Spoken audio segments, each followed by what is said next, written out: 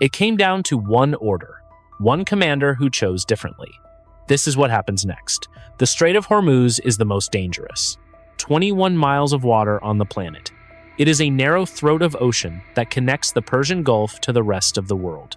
Every day, massive tankers carry millions of barrels of oil through this passage. 20% of the global oil supply flows through here. If this throat is squeezed, the world economy begins to choke. The United States Navy has spent decades keeping this passage open. They do this by sailing massive warships through the strait on a regular basis. One of these ships is an Arleigh Burke-class destroyer. It is a billion-dollar machine built for one purpose. It is designed to track hundreds of targets at once and destroy them before they ever get close. It is a floating fortress of steel and computers. But there is a problem. The water in the strait is shallow. It is crowded. The destroyer has to follow a very specific path to stay in deep water. This makes it predictable. On the other side of this water is the Iranian Revolutionary Guard. They do not have billion-dollar destroyers. Instead, they have hundreds of small, fast patrol boats. Some of these boats are no bigger than a civilian fishing vessel. They are made of fiberglass and powered by outboard motors. They are fast, they are loud, and they are very hard to see. On radar when the waves are high. For years, these two forces have played a dangerous game of chicken. The Iranians call it the dance. The speedboats will zip toward the American ships at high speed. They will turn away at the very last second. They do this to test the nerves of the American crews. They want to see how close they can get before the Americans react. The crews on the destroyer are trained to stay calm. They watch the boats through binoculars. They track them with sensors. They send warnings over the radio in English and Farsi. Most of the time, the speedboats eventually pull away. Everyone goes home. The world stays at peace. But today is different. The sun is high and the humidity is thick. The American destroyer is halfway through the strait. Suddenly, 6 Iranian patrol boats appear from behind a rocky island. They are not just zipping around. They are moving in a tight formation. They are heading straight for the side of the destroyer. The bridge of the American ship becomes a very busy place. The captain watches the radar screen. The radio operator sends a warning. There is no answer from the boats. The speedboats are now less than 500 yards away. At this speed, that distance disappears in seconds. The American sailors on the deck man their machine guns. They do not fire yet. The rules of engagement are very strict. You cannot shoot until you are sure you are being attacked. But how do you know? Is a small boat a threat or just a nuisance? Suddenly, the lead boat does something no one expected. It does not turn away. It slams into the side of the massive destroyer, the sound of metal hitting fiberglass rings out across the water. The boat is tiny compared to the ship, but it stays pinned against the hull. Before the American crew can react, 2 more boats pull alongside. Grappling hooks fly through the air. They catch on the railing of the destroyer. Armed men in green uniforms begin to climb the ropes. They are not trying to sink the ship. They are trying to board it. In the history of the modern Navy, this has almost never happened. A superpower's warship is being treated like a prize in a pirate movie. The American captain has a choice. If he opens fire, he starts a war. If he lets them on deck, he loses his ship. He looks at his officers. He gives the order. The silence of the morning is shattered by the sound of a 30mm cannon. The dance is over. The war has begun. The sound of the 30mm cannon is a physical thing. It is a series of deep, heavy thuds that you feel in your chest.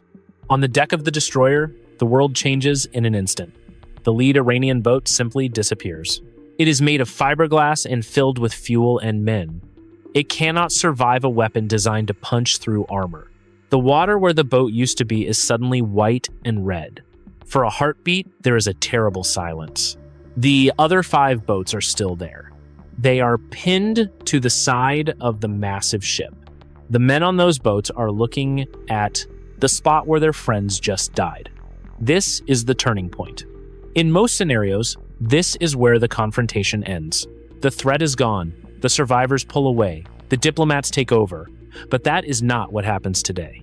The Iranian sailors do not retreat. They do not jump into the water to surrender. They reach for their weapons. One of the men on the railing of the destroyer is carrying a rocket-propelled grenade launcher. He is less than 20 feet from the bridge. He pulls the trigger. The explosion is small compared to the ship, but it is deafening. It shatters the glass on the bridge. Shrapnel tears through the air inside the command center. The American captain is knocked to the floor. Blood is everywhere. The crew on the deck does not wait for a second order. They open fire with their machine guns. They are shooting straight down into the boats. At this range, they cannot miss. Within seconds, the 3 boats alongside the destroyer are turned into Swiss cheese. But the dance was never the real plan. The boarding attempt was a distraction. It was meant to draw the destroyer's attention to its own hull. It was meant to make the crew look down, not out. Farther away, hidden by the haze of the morning heat, something else is moving. On the radar screens inside the ship, new dots are appearing. Not 6 dots, dozens of them. They are coming from every direction. They are coming from the Iranian coast. They are coming from the hidden coves of the islands nearby. This is the swarm. This is what the Iranian Navy has been practicing for 40 years. They call it saturation. The idea is simple. A US destroyer is like a champion boxer. It is strong, fast, and highly trained. But even a champion boxer can be beaten if 100 people attack him at once. If they all throw a punch at the same time, some of them will land. The American ship is now the boxer, and the punches are coming from all sides. The ship's computers are screaming. The Aegis combat system is trying to track 40 different targets at the same time. Some of these targets are speedboats. Some of them are drones flying low over the water, and some of them are land-based missiles, launched from the shore. The crew on the destroyer is no longer thinking about boarding parties. They are thinking about survival, with enemy icons. He realizes the boarding attempt was a trigger. It was a way to force the Americans to fire the first shot. Now, the Iranians have the excuse they wanted. They are not just harassing a ship anymore. They are defending their waters. The destroyer begins to move. It needs space. It needs speed. But the strait is narrow. There are civilian tankers nearby, frozen in fear.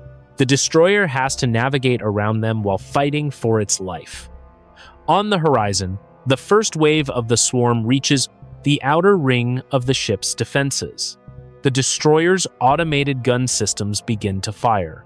They spin around and spray thousands of rounds of tungsten into the air. One boat explodes, then another, but for every boat that sinks, 2 more take its place. The Americans have the better technology, but the Iranians have the numbers.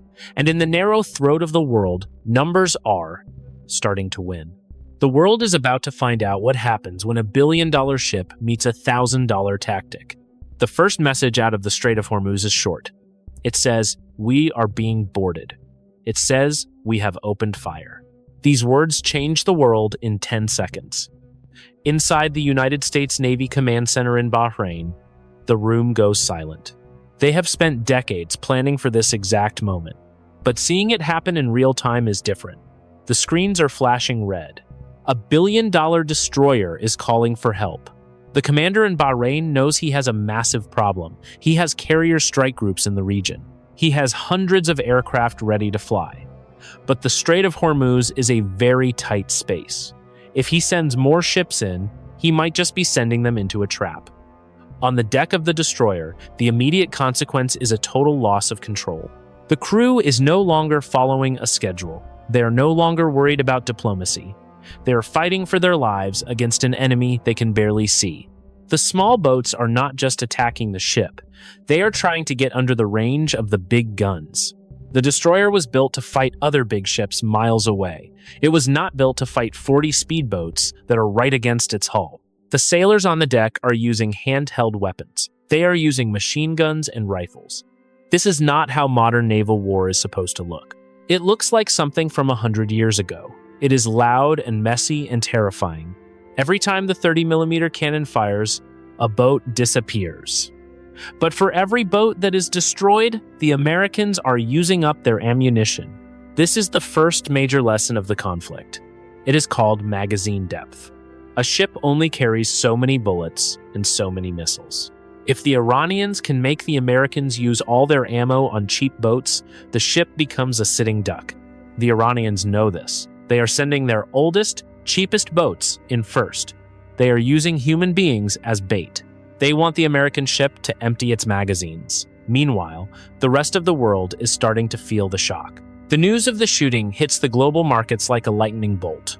Oil traders in London and New York see the headlines. They don't wait for details. They start buying. The price of a barrel of oil jumps $10 in 30 minutes. Then it jumps another 20. Every shipping company in the world gives the same order to their captains. Stop where you are. Do not enter the strait. Suddenly, dozens of massive oil tankers just sit still in the water. They are floating targets. The global economy is like a giant machine that needs oil to run. The Strait of Hormuz is the pipe that feeds that machine. That pipe is now blocked by a wall of fire and steel. Back on the destroyer, the situation gets worse. The ship has managed to sink 12 of the patrol boats. The boarding teams that tried to climb the railings are gone, but the ship is not fast enough to escape the swarm. And then, the shore batteries wake up. On the Iranian coast, hidden inside concrete bunkers, are anti-ship missiles. These are not small boats. These are fast, smart, and very deadly weapons. The Iranians have been waiting for the destroyer to be distracted. They waited for the crew to focus all their attention on the speedboats at the hull. Now, they launch. The destroyer's radar picks up the launch immediately. The computer identifies 2 missiles coming from the north. The crew has less than 60 seconds to react. They have to shift from fighting small boats to fighting high-speed missiles. This is the moment of maximum danger. If they focus on the missiles, the boats will overwhelm the deck. If they focus on the boats, the missiles will sink the ship. The captain has to make a choice that will decide the fate of his crew. He gives the order to activate the ship's final layer of defense. It is a machine gun that fires 4,000 rounds a minute. It is the last line of defense before a hit. The sound of the gun is like a giant piece of silk being torn in half. The first missile explodes in the air, just 500 yards from the ship. The second missile keeps coming. It is flying low, just a few feet above the waves. The world holds its breath. The destroyer is about to take its first hit. And when it does, the war will no longer be a local skirmish. It will be a global catastrophe. The missile was close. It was so close that the crew on the deck could see the fire from its engine. The automated gun on the back of the ship was firing at its maximum rate. It sounded like a massive chainsaw cutting through metal. Then came the explosion. The missile did not hit the side of the ship directly. It exploded about 50 feet away in the water. This is what sailors call a near miss. But a near miss with a high explosive missile is still a disaster. The force of the blast hit the side of the destroyer like a giant hammer. Inside the ship, the world turned upside down. Men were thrown against the walls. Equipment that had been bolted to the floor was ripped loose. The lights flickered and then went out. For a few seconds, there was only the sound of emergency sirens and the smell of electrical smoke. This is the moment where the training takes over. In the dark, the American sailors reached for their flashlights. They didn't scream. They didn't run for the lifeboats. They started looking for leaks. They started checking on their friends. On the bridge, the captain was struggling to clear his head. He could hear the water splashing against the hull. He could hear the small boats outside. They were still there. The near miss had not scared the swarm away. It had only made them more aggressive. The Iranian boats were now circling the ship like wolves. They were firing machine guns and rocket launchers at the deck. They were trying to keep the American sailors from using their own weapons. This is the core of swarm warfare. The Iranians were not trying to sink the ship with one big blow. They were trying to wear it down. They were trying to cause 1,000 small cuts. The destroyer was built to survive a torpedo or a massive missile. It was not designed to handle 40 small fires and 20 broken windows all at once. The ship's brain was starting to fail. The radar system was damaged by the blast from the missile. It could no longer see everything around the ship. The crew had to rely on their eyes. They had to look through the smoke and the haze. They saw more boats coming. These were larger boats. They were carrying heavier weapons. The Iranians were moving to the next phase of the attack. They knew the destroyer was wounded. They knew the crew was busy fighting fires and helping the injured. This was the perfect time to strike again. While the destroyer was trapped in the narrow water, the rest of the Persian Gulf was falling into chaos. Other Iranian units were moving to block the rest of the strait. They were laying mines in the water. These mines are cheap and simple, but they are the ultimate weapon in a narrow passage. If a ship hits one, it doesn't matter how much it costs to build. It will sink. The American captain realized his ship was no longer just a warship. It was a target in a shooting gallery. He needed to get his ship into open water, but to do that, he had to go through the heart of the swarm. He picked up the radio to call for air support. He knew the aircraft carriers were hundreds of miles away. He knew it would take time for the jets to arrive. He also knew that the Iranians were listening to every word he said. The fight was about to get much, much bigger. The first jet was still 20 minutes away. In the Strait of Hormuz, 20 minutes is a lifetime. The destroyer was fighting a war of math. Every time a radar screen showed a new threat, a computer made a choice. The ship has something called a vertical launch system. Think of it like a giant grid of 96 square holes. On the deck, inside each hole is a missile. Some of these missiles are meant to hit jets miles away. Some are meant to stop incoming cruise missiles. The problem is that once a missile leaves the ship, that hole is empty. You cannot reload these missiles while you are at sea. To get more, the ship has to go back to a port and use a massive crane. In the middle of the Strait of Hormuz, that port might as well be on the moon. The Iranian commander on the shore knew this math. He did not send his best weapons first. He sent cheap, flying drones. These drones cost less than a used car. But the missiles the American ship used to stop them cost $2 million each. This is the trap of magazine depth. The destroyer was forced to use its most expensive and limited weapons to stop pieces of plastic and lawnmower engines. Inside the ship's combat center, the air was cold and smelled like ozone. The sailors watched the numbers on their screens go down. 96 missiles, then 80, then 60. The swarm of boats outside was not stopping. Every time the American ship destroyed 10 boats, 20 more appeared on the radar. The Iranians were using a tactic called saturation. They wanted to fill the air and the water with so many targets that the ship simply ran out of bullets. It did not matter how good the American technology was. A billion-dollar ship with no ammunition is just a very expensive piece of steel. The captain could feel the vibration of the ship's engines. He was pushing the destroyer as fast as it could go. He was trying to reach the wider, deeper waters of the Gulf of Oman. But the swarm was like a blanket. It moved with him. The Iranian patrol boats were now using a new tactic. They were firing unguided, rockets into the air. These rockets were not smart. They did not have sensors. They were just pointed in the general direction of the American ship. The destroyer's computers had to treat every one of those rockets as a deadly threat. Each one required a response. Each response took a missile or a burst of cannon fire. The American sailors were exhausted. They had been at their stations for hours. The constant sound of the guns was deafening. Even with ear protection, the noise vibrated through their teeth. They were winning every individual fight. They had sunk dozens of boats. They had shot down every drone. But they were losing. The war of numbers. The captain looked at the digital display in front of him. He had less than 20 missiles left in the main launcher. And the biggest wave of the Iranian attack had not even arrived yet. On the horizon, his crew could see the wake of something larger. Not patrol boats, not fishing vessels. Real warships were coming out of the Iranian naval bases. They were waiting for the moment the destroyer's magazines were empty. The captain knew he couldn't wait for the jets anymore. He had to do something that wasn't in the manual. He had to find a way to break the swarm before his ship became a tomb. But in the narrow water, there was nowhere left to hide. The next few minutes would decide if the ship survived the day.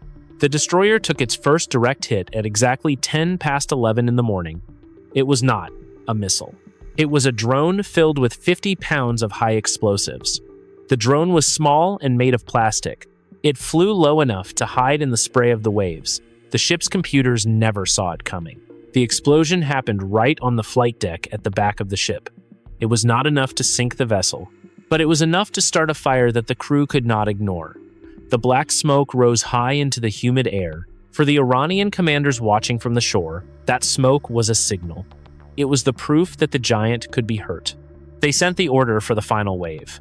Dozens of speedboats that had been waiting in reserve engines roared to life. They moved toward the smoking destroyer from 3 different directions. They were no longer playing the dance. They were moving in for the kill. Inside the ship, the situation was becoming desperate. The air was thick with the smell of burning rubber and jet fuel. The sailors and the damage control teams were fighting the fire while wearing heavy oxygen tanks. They were working in total darkness, except for the glow of the flames. On the bridge, the captain looked at his remaining ammunition. He had 12 missiles left. He had 300 rounds for his main gun. He had 2,000 rounds for his close-in weapon system. In a normal battle, that sounds like a lot of firepower. But against a swarm of 40 boats, it was almost nothing. He knew that if he used his last missiles now, he would be defenseless against the next wave of shore-based missiles. He was holding his breath for a sound he had been waiting for since the first shot was fired. Then, he heard it. It started as a low rumble on the horizon. It grew into a high-pitched scream that ripped through the air. 2 Fa-18 Super Hornets from the aircraft carrier Eisenhower appeared from the south. They were moving at nearly 700 miles per hour. They did not wait for instructions. They could see the smoke. They could see the swarm surrounding their friend. The lead pilot gave a short command over the radio. The jets banked hard to the left. They began to drop laser-guided bombs on the largest clusters of patrol boats. The ocean around the destroyer erupted in pillars of white water. Each bomb was more powerful than anything the Iranians had on their boats. One hit could vaporize 5 boats at once. The Iranian swarm began to scatter. They were no longer the hunters. They were the prey. But the jets only carry so many bombs. They had to fly hundreds of miles to get here. They could only stay over the strait for about 20 minutes before they ran out of fuel. The Iranian commanders knew this too. They ordered their land-based radar systems to turn on.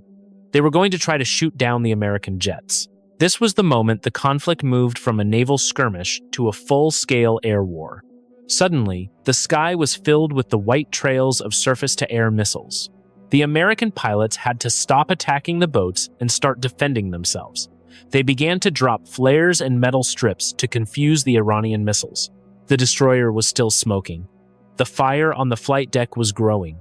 And on the horizon, the larger Iranian warships were finally within range.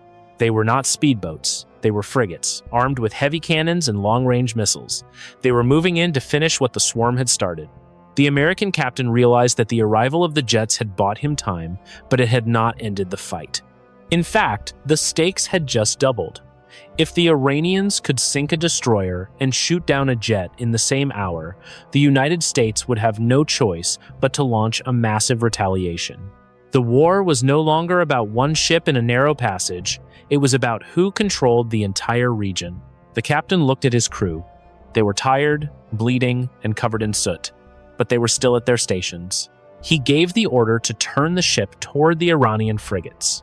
If he was going to go down, he was going to take the Iranian fleet with him. But then, a new signal appeared on the radar. It was not Iranian. It was not American. It was coming from the middle of the strait, where a massive civilian oil tanker was trying to flee the chaos. The tanker was on fire, and it was drifting straight toward the narrowest part of the shipping lane. If that tanker sank right there, the Strait of Hormuz would be closed for months. The world was about to lose its primary source of energy. The burning tanker was more than just a ship on fire. It was a cork in a bottle. The world was about to feel the squeeze. Marine insurance companies are the people who decide if a ship is allowed to sail. They watched the video of the destroyer and the speedboats. They saw the smoke rising from the tanker. Within 1 hour, they made a decision. They declared the Strait of Hormuz a total loss zone. This sounds like a technical term from a textbook. It is actually a death sentence for global trade.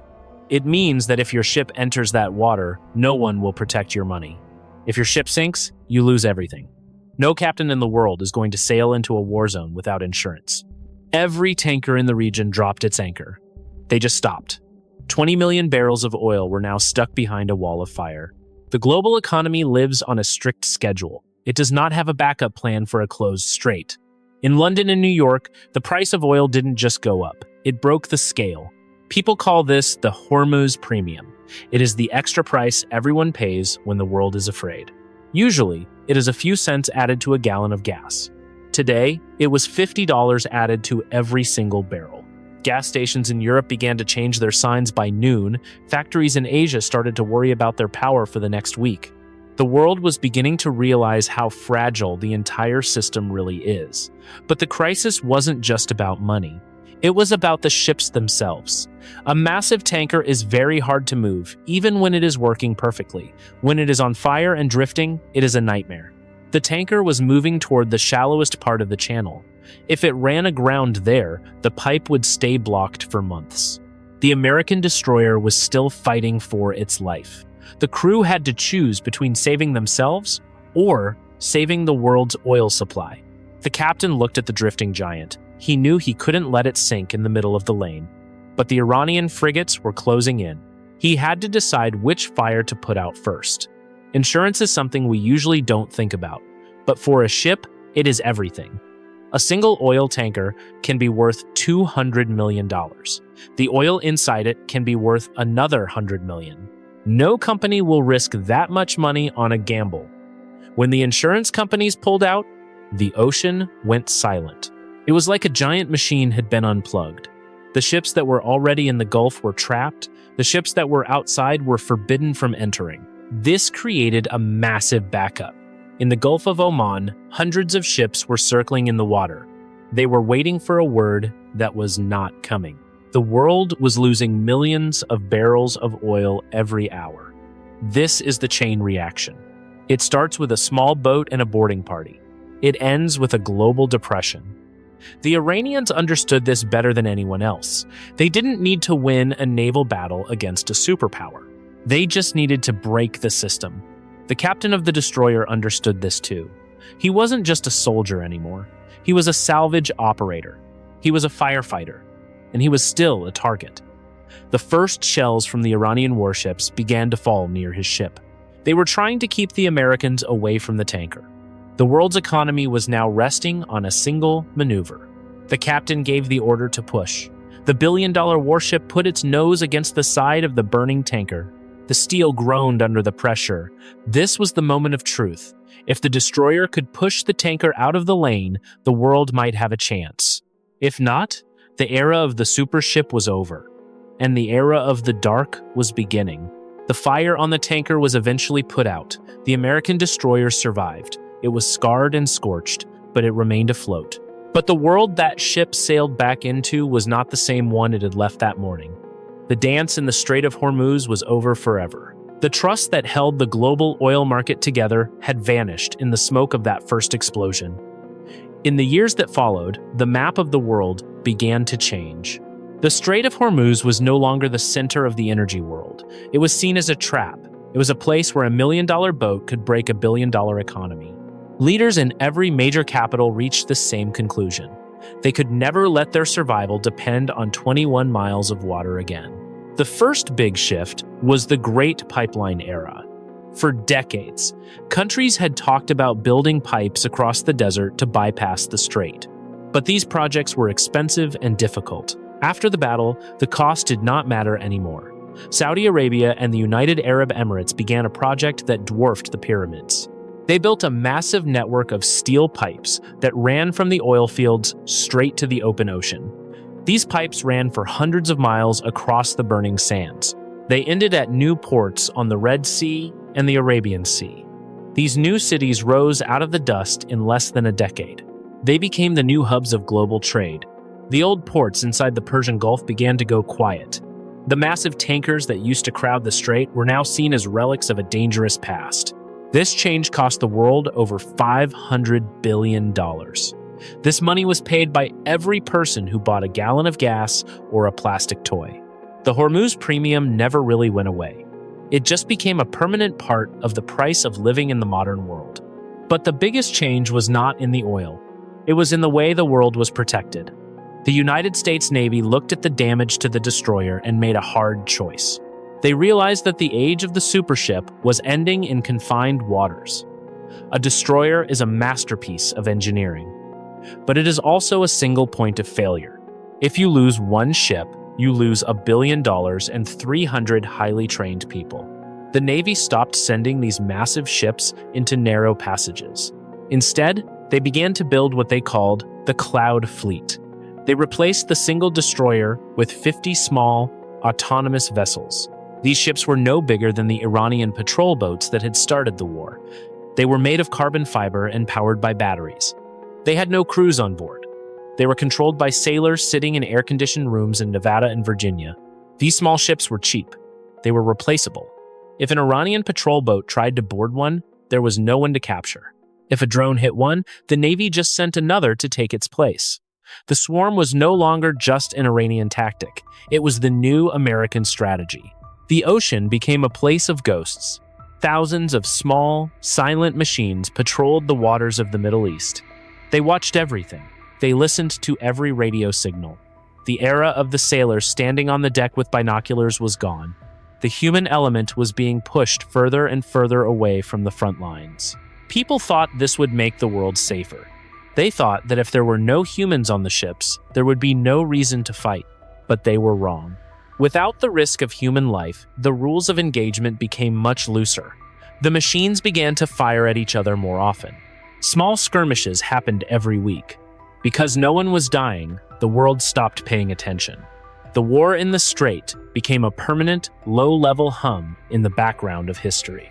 It was a conflict that never ended because it never cost enough to stop. The world had traded a massive explosion for 1,000 small fires. And in the silence of the new pipelines, the old world of the supership was slowly forgotten. The battle in the Strait of Hormuz was more than a fight between two countries. It was the moment the world realized that size no longer equals safety. For 1,000 years, the biggest ships on the water were the kings of the ocean. From the wooden galleons of old to the steel giants of the 20th century, being bigger meant being better. The Strait of Hormuz changed that forever. It proved that a swarm of small and cheap things can overwhelm one big and expensive thing. This realization rippled across the next century. Every navy in the world stopped building massive carriers and cruisers. They saw them as targets. They saw them as liabilities. The concept of a blue water navy began to die. This was the name for fleets that could sail anywhere and dominate the ocean. But now, every narrow passage in the world was dangerous. The English Channel, the Strait of Malacca, the entrance to the Mediterranean. They all became zones where a small group with cheap drones could challenge a superpower. The world's oceans were divided into safe zones and kill zones. In the safe zones, trade continued as it always had. In the kill zones, only machines were allowed to travel. This changed the very idea of what it means to be a sailor. A sailor was no longer someone who felt the salt spray on their face or looked through binoculars. A sailor was someone who sat in a dark room and watched a screen. The connection between humanity and the sea was broken. The ocean became a cold and automated highway, and the law of the sea changed with it. For centuries, sailors had a code to help each other in times of trouble, but you cannot have a code of honor between two computers. When a machine sinks, it does not scream, it does not beg for mercy, it just stops sending data. This made war easier to start. If you lose 100 machines, no one holds a funeral. No one marches in the streets to protest a loss of hardware. The barrier to conflict became lower than ever before. The shadow of that morning in the Strait reached forward into every war that followed. It was the day the machine took over the ocean. The era of the hero on the deck was over. The era of the operator in the chair had begun. This shift affected how countries talked to each other. Diplomacy used to be about avoiding the deaths of thousands of young men. Now, diplomacy was about protecting supply chains and computer networks. The human cost was hidden, but Economic cost was higher than ever. The world moved faster, but it also felt more fragile. If a single software update could disable an entire fleet, then the world was only one line of code away from chaos. We look back at that destroyer in the smoke as the last of its kind. It was a relic of a time when we believed that enough steel and enough money could make us invincible. The swarm proved that nothing is invincible. It proved that the small can always find a way to hurt the large. And once that secret was out, the world could never go back. So what do we take away from all of this? First, we learned that money has a limit. You can spend $1 billion on a single ship. You can give it the best sensors and the smartest missiles in the world. But if your enemy has 1,000 cheap boats, they do not need to be smarter than you. They just need to outlast your ammunition. Math is a harder wall to climb than technology. Second, we learned that the world's lifeblood is far too exposed. We built a global civilization that depends on oil, and we let the majority of that oil flow through a single, narrow gate. One morning of violence in 21 miles of water was enough to trigger a global depression. The cost of that vulnerability was measured in trillions of dollars. Security is an illusion when the system has a single point of failure. Third, we learned that the future of war is silent and empty. The battle in the Strait was the last time we saw humans on the front lines of naval combat. The risk of a single sailor being captured or killed is now too high for a modern government to handle. We traded our people for machines. This makes war cleaner to look at, but it makes it easier to start. When no one is dying, no one is trying as hard to stay at peace. Finally, we learned that invincibility is a lie. Every generation believes they have built the ultimate weapon. The Greeks believed it. The Romans believed it. We believed it. But for every giant, there is a stone. For every destroyer, there is a swarm. The outcome of the next conflict will not be decided by who has the biggest ship. It will be decided by who understands that the rules of the game have changed. This is a hypothetical scenario based on the historical record. Real outcomes would depend on factors no model can predict.